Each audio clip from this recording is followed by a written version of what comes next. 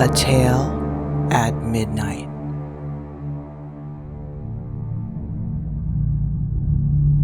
The Area by Stefan Grabiński. For more than 12 years, Wrzeszmian had not written a word. After publishing in 1900 the fourth in his series of original, insanely strange works, he became silent and irrevocably removed himself from the public eye. From that time on, he didn't touch his pen. He didn't even express himself with a trivial verse. He wasn't wrested from silence by his friends' urgings, nor was he stirred by the attentive voices of critics who speculated about a forthcoming work of epic proportions. These anticipations passed, and nothing was heard from Wrzeszmian. Slowly, an obvious conclusion, as bright and clear as the sun, began to form concerning him. He had exhausted himself prematurely. Yes, the heads of the literati sadly nodded. He wrote too much too soon. He didn't understand the economy of production. He touched on a few too many issues in one work. Actually offended with an overabundance of ideas, which, compressed into dense summaries, weighed down the forceful material. The potion was too strong. It deserved, rather, to be given in smaller, diluted doses. He damaged his own reputation. He ran out of things to say. These judgments reached Wrzeszmian, but they did not elicit the slightest response. Consequently, his speedy impoverishment was believed in, and the world paid him no heed. Besides, new talents emerged, new figures appeared on the horizon. Finally, he was left in peace. And indeed, the majority of people were glad with this turn of events. Wrzeszmian wasn't too popular. The works of this strange man, saturated with rampant fantasy and imbued with a strong individualism, gave a most unfavorable impression by inverting accepted aesthetic literary theories and by mocking established pseudo-truths. His output was eventually acknowledged as the product of a sick imagination, the bizarre work of an eccentric, maybe even a madman. Wrzeszmian was an inconvenience for a variety of reasons, and he disturbed unnecessarily, stirring peaceful waters. Thus, his premature eclipse was received with a secret sigh of relief. And no one supposed even for a moment that the cause of his withdrawal from the public eye was not the loss of his literary powers. Wrzeszmian, however, was utterly indifferent as to what was or would be said about him. He considered the whole affair personal and private, and never thought of extricating himself from people's mistaken opinion. And why should he? If what he wished for would realize itself, the future would reveal the truth and burst the hardened shell he had been sealed in. But if his dreams did not come true, he would be less than convincing and would expose himself only to ridicule. Thus it was better to wait and be silent. For Wrzeszmian was not lacking in breath and force, but was instead seized with new desires. He wanted to attain better means of expression, and he began to aim for something creative that would prove far more significant and authentic. Already the written word was not enough for him. He was searching for something more direct. He was seeking greater artistic material to fulfill his ideas. The situation was so tied up with this, and his dreams were so impractical, that the path of creation he was treading departed far from the beaten track. Ultimately, most works of art revolve, more or less, in a realistic sphere, reproducing or transforming the sights of life. Events, though fabricated, are only its analogy, intensified admittedly, through exaltation or pathos, and therefore possible at some moment in time. Similar scenes might have once occurred in reality. They may be realized sometime in the future. Nothing prevents a belief in their possibility. Reason doesn't rebel against feasible artistic creations. Even most works of fantasy do not exclude probable realization unless they show an inclination towards pranks or the heedless smirk of a skillful juggler. But in Wrzeszmian's case, the matter presented itself a little differently. The whole of his strange, enigmatic work was one great fiction. In vain had the pack of critics, as cunning as foxes, labored in search of so-called literary influences, analogies, foreign strains that would, even if roughly, give a clue to the impenetrable castle of Wrzeszmian's poetry. In vain had shrewd reviewers run for help to learn psychiatric experts, sifted through all manner of writings, immersed themselves in encyclopedias. The writings of Rzeszmian emerged triumphant over successful interpretation, even more mysterious, bewildering, and dangerous than before. A gloomy spell exuded from them, an alluring, vertiginous, bone-chilling depth. Despite their total fantasy, never once touching reality, Rzeszmian's writings jolted, puzzled, and amazed. People never dared to venture past them with just a shrug of the shoulders. Something resided in these short and dense works that riveted the attention and fettered the soul. A powerful suggestion arose from these incisive, compendium-like works, written in such a seemingly cold style, as if a reporter's or a teacher's, under which pulsated the fervor of a fanatic. For Rzeszmian had believed in what he had been writing, for he had acquired as time went on the firm conviction that any thought, even the most audacious, that any fiction, even the most insane, can one day materialize and see its fulfillment in space and time.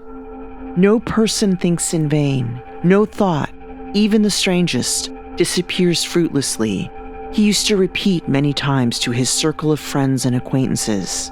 And it seemed that it was precisely this belief in the materialization of fiction that caused a hidden flame to flow through the arteries of his works, for despite their apparent coldness, they penetrated to the core. But he was never satisfied. Like every creative artist, he was constantly seeking new means of expression and ever more distinct symbols that would represent his thoughts in the best possible manner. Finally, he had abandoned the written word, scorning language as a too crude form of expression, and began to yearn for something more direct that would artistically and tangibly outdistance all that had gone before.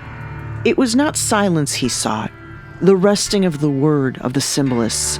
That was for him too pale, too nebulous, and lacking in sincerity. He wanted something else. What that something would be, he didn't precisely know, but he firmly believed in its possibility. A few facts garnered while he still wrote and published had strengthened this belief. He had convinced himself even then that despite the imaginary character of his creations, they possessed a particular energy that could flow out into the world. The crazy thoughts of Rzeszmian, coming out from the incandescent content of his work, seemed to have a fertilizing-like power, and he saw their manifestations flare up unexpectedly in the acts and gestures of certain individuals, in the course of certain events. But even this had not been enough. He desired creative realizations that would be completely independent of the laws of reality, realizations that would be as free as their source, fiction, and as free as their origin, dreams. This would be the ideal, the highest achievement, a complete full expression without a shadow of insufficiency. Rzeszmian understood, however, that such an achievement might result in his own annihilation. Absolute fulfillment would also be a complete release of one's energy, causing death through a surfeit of artistic exertion. Because the ideal, as is known, is in death. A work overwhelms the author with its weight. Thoughts fully realized can become threatening and vengeful, especially thoughts that are insane. Left alone, without a point of support on a real base, they can be fatal to their creator. Rzeszmian had a presentiment of this eventuality, but he wasn't swayed nor frightened. His desire dominated everything else. Meanwhile, the years went silently by without eliciting the materializations he longed for. Rzeszmian completely estranged himself from the world, taking up solitary residence at the outskirts of the city in a street that looked onto open fields. Here, enclosed in his 2 small rooms, cut off from society, he spent months and years in reading and contemplation. He slowly restricted himself to ever-diminishing contact with daily life, to which he paid only minimal, unavoidable tribute. Besides, he was totally absorbed in himself, in his dreams, and in longing for their fulfillment. His ideas, not projected on paper as before, took on strength and vitality. They grew through non-expression of their contents. Sometimes it seemed to him that his thoughts were not abstractions, but something rich and substantial, that he could just about reach out and grasp them. But the illusion quickly blew away, leaving in its place only bitter disappointment. Yet he didn't lose heart. In order not to be too distracted by the sights of the outside world, he limited the scope of his perceptions, which, constantly seen without change, day after day, gradually entered through the years into the well-knit circle of his ideas and became commensurate with their terrain. Eventually, these perceptions merged with the world of his dreams into one particular area. Thus, imperceptibly, some unreachable habitat was formed, some secret oasis to which no one had access except Wrzeszmian, king of this unseen world. This milieu, imbued with the ego of the dreamer, appeared to the uninitiated as a simple place in space. People could only perceive its exterior, physical existence, but the internal pulsations of fermenting thoughts, the subtle connection these had with Wrzeszmian's own person, they failed to sense. By odd chance, the place enveloped by the mind of the dreamer and the one he transformed into the area of his dreams was not his home. The oasis of his fiction arose opposite his windows, on the other side of his street, in the form of a 2-storied villa. The gloomy elegance of the house captivated him from the first moment he had occupied his new abode. At the end of a black double row of cypresses, their 2 lines containing a stone pathway, appeared a several-step terrace where a weighty, stylized double door led to the interior. Across the iron railing that surrounded the mansion, the wings of the house were losing color. Sickly and sad walls, coated with a palish green paint, peered out from inside. From underneath the garden, treacherously concealed humidity crawled out here and there, with dark oozing. Once carefully cultivated flowers had, with time, lost the orderliness of their arrangement. Only 2 eternal fountains quietly wept, shedding water from marble basins onto clusters of rich red roses. Only a muscular Triton on the left side continually raised his hand in the same gesture of greeting to a limber harpy who, leaning from a marble cistern on the other side, enticed him for many years with the lure of her divine body. In vain, because they were separated by the mournful cypresses. The Celadon villa gave the impression of dismal loneliness, abandoned by its inhabitants a long time ago and isolated from neighboring buildings. It ended the street. There were no other houses beyond it, only wide bands of marshy meadows, fallows, and in the distance, beech woods that turned black during winter and rust-colored during autumn. No one had been living in the villa for a number of years. The owner, a wealthy aristocrat, had long since gone abroad, leaving the house without a caretaker. Thus it stood neglected in the middle of the overgrown garden, wasted away by corrosive rain and crumbling under the malice of winds and winter blizzards. The dreary spell that blew from this retreat stirred Wrzeszmian's soul. The villa was for him an architectural embodiment of the mood which pervaded his work. Gazing intently on it, he felt as if he were in his own home. That is why he spent entire hours by his window, resting on the frame and casting his musing eyes in the direction of that sad house. He especially liked to observe on lunar nights the effects evoked on the fantastic retreat by the moon's light. Nighttime, in fact, seemed to be its real element. During the day, the villa was dormant as if in lifeless sleep. The magic hidden in its mysterious interior appeared in its entirety only after the setting of the sun. Then the house came back to life. Some intangible tremor coursed through the sleeping hermitage, shook the cypresses solidified in mourning, rippled weathered pediments and friezes. Wrzeszmian watched and lived the life of the house. Precise thoughts were awakened within him, harmonious with the scenery across the street. Pathetic tragedies were born, as strong as death, as menacing as fate. Then again, some vague thoughts loomed, dimmed as if by the moon's silver patina. Every recess became a sensory counterpart to a fiction, a material realization of thoughts that clung onto ledges, roamed about forlorn rooms, wept on terrace steps. Jumbled crazy dreams and hazy imaginings roved in fluid dispersion and wandered along walls, uncertain of support. But even these found a haven. Irritated by the capriciousness of their movement, the imagination thrust them away with contempt, so that, frightened, they flowed down in filmy streams into a large, moss-grown vat at the corner of the house, moving into its black body somnolently, torpidly, like rain on autumn days, faint, rusty thoughts, slightly acidic. Rzeszmian got drunk with the gloomy frolics of these fantasies, letting their creations run loose. According to his whim, he changed their direction or drove them away from sight, in the next moment conjuring up replacements. No one bothered him. The secluded street in the distant quarter of the city was not disturbed by any inopportune intruder. No noisy cart interrupted the atmosphere. Thus, he had spent the last several years untouched by the outside, but full of menace and marvels from within. Until suddenly one day some changes occurred in the house across the street, instantly stopping the fantasies that had already started to adopt forms set by habit and practice. It happened one fine July evening. Sitting, as usual, by an open window, his head propped up by his hand, Rzeszmian had been sweeping a meditative glance about the villa and the garden. All of a sudden, looking into one of the windows in a wing of the house, he shuddered. By the window pane, gazing stubbornly at him, was the pale face of a man. The unmoving gaze of the strange stare was sinister. Rzeszmian became seized with a vague dread.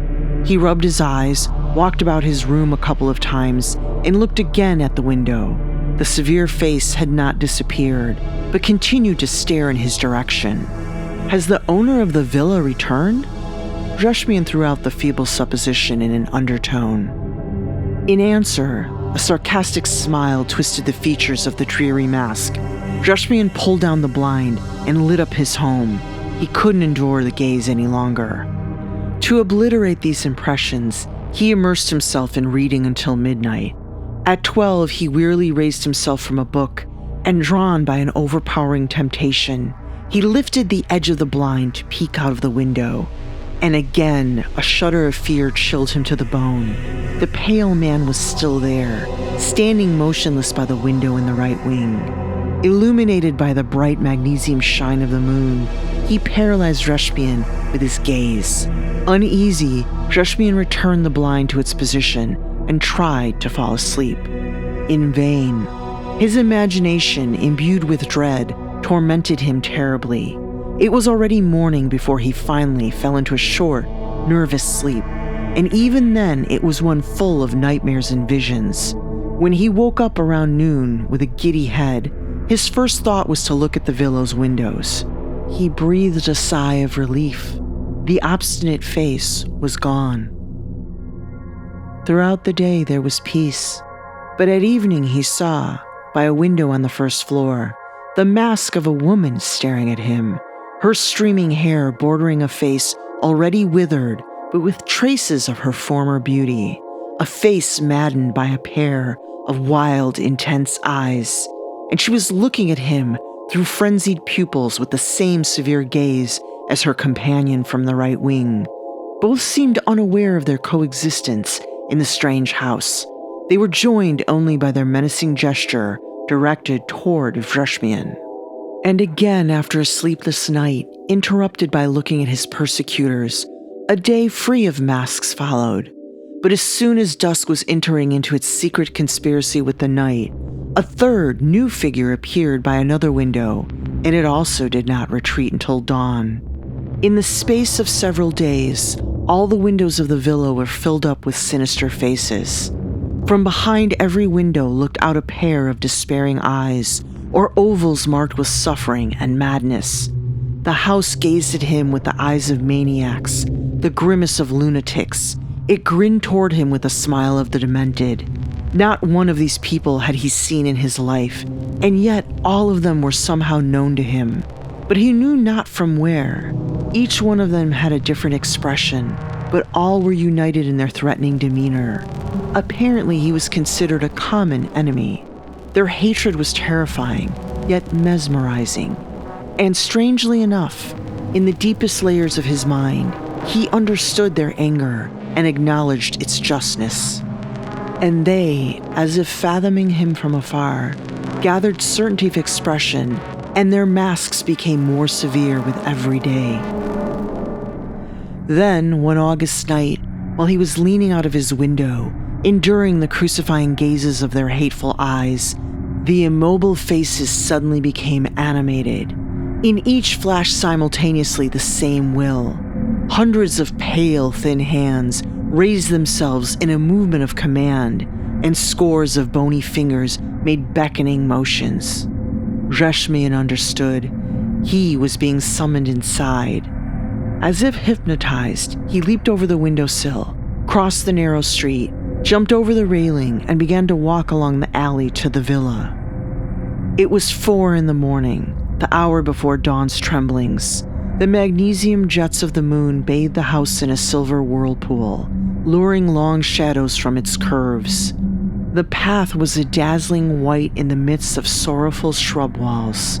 The hollow echo of Rzeszmian's steps reverberated on the stone slabs as the fountains rippled quietly and their bent waters drizzled with unsolved mystery. He went up the terrace and jerked strongly on the door handle. The door gave way. He walked along a lengthy corridor of 2 rows of Corinthian columns. The darkness brightened the glory of the moon, whose beams, pouring through a stained glass panel at the end of the gallery, unreeled green fables onto porphyritic floor tiles. Suddenly, as he was walking, a figure emerged from behind the shaft of a column and followed him. Rzeszmian shuddered but silently went on.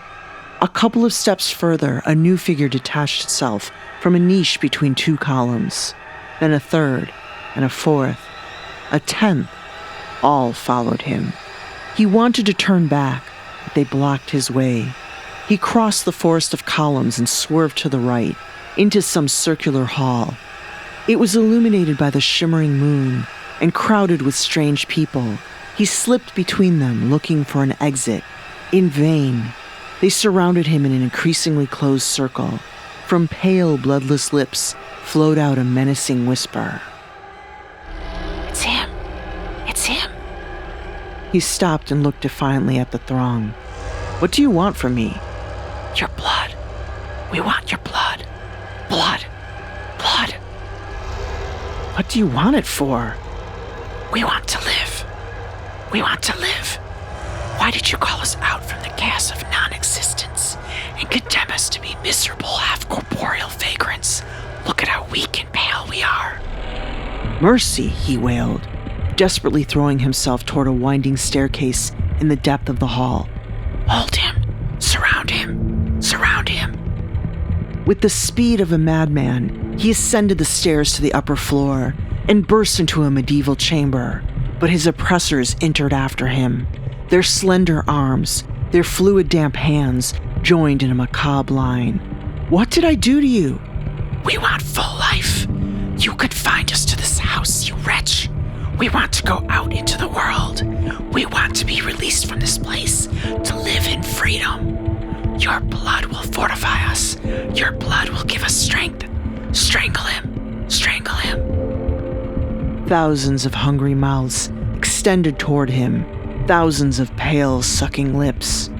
In a crazy reflex, he flung himself toward the window, ready to jump out.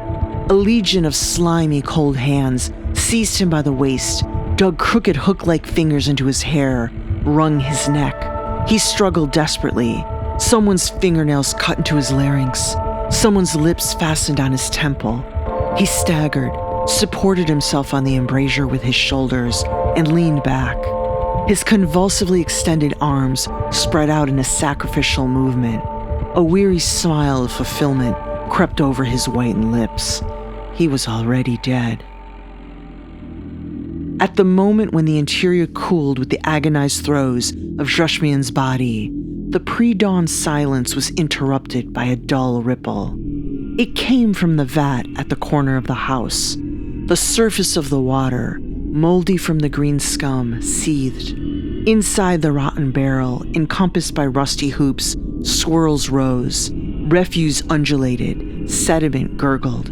A couple of large distended bubbles escaped, and a misshapen stump of a hand appeared.